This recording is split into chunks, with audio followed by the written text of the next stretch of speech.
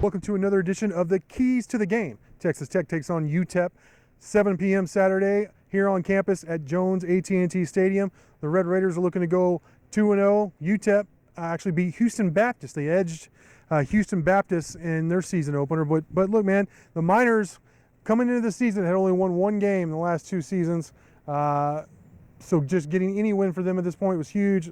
Obviously, Texas Tech is a big favorite. Vegas has them as 30-plus point favorites against UTEP this weekend. But stranger things have happened. Mighty Joe, from your perspective, what's the key to the game? What is the thing that the Red Raiders must do in order to get the victory? Well, you know, stranger things have happened, but they rarely happen to Tech in football. I mean, seriously. Right. They stay in their place? Yeah. I mean, you always hear about teams like UTEP bumping somebody off, you know, right. and but it just never happens to Tech. Now, you go back to Spike Dykes, well, where there were a couple of losses to North Texas, and we remember those. But since then, Tech has just done what they're supposed to do and destroyed these types of teams on a regular basis, and that's going to continue. I'm thoroughly convinced of that.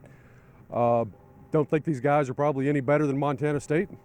Maybe not as good. Maybe not. Well, I tell you what, Tech's favored by more against UTEP than they were against Montana State. Sure are.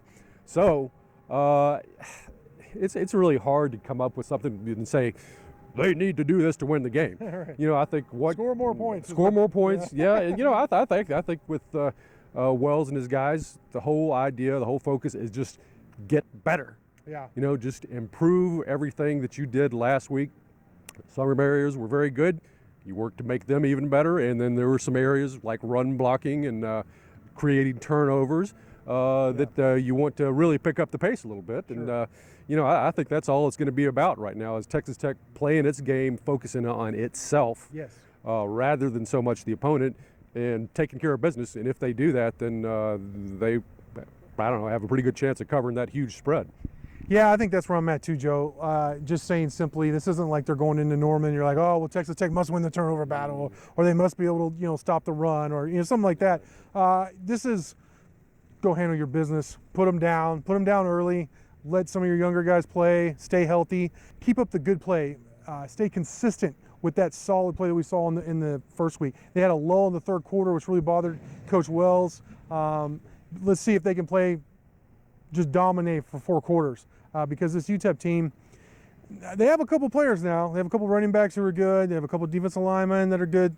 Coach Wells mentioned their safeties will come up and hit you, but Tech should win this game handily, just as Vegas has predicted.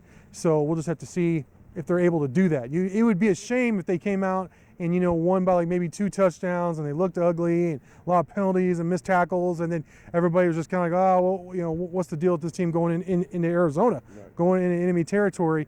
You know, late game in Tucson the following weekend, 9:30 kickoff, I think, Central Time in Arizona. So let's see if they can keep that quality play up and stay consistent with it going into that big Power 5 non-conference game on the road.